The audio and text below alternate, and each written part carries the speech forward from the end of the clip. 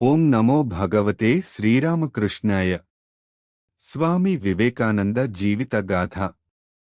ఒకసారి వీథిగాయకుల బృందం రామాయణ గీతాలు పాడినప్పుడు వాటిలో దొర్లిన దోషాలను ఎత్తిచూపి సవరించేటంతటి ప్రతిభ చిన్నతనంలోనే నరేంద్రుడు పుణికిపుచ్చుకోగలిగాడు. నరేంద్రుని 60 ఏట అతని పెనతాతైన కాళీప్రసాదుకు అవసానకాలం సమీపించింది. ఇంట్లో వారిని పిలిచి మహాభారతం చదివి వినిపించమన్నాడు.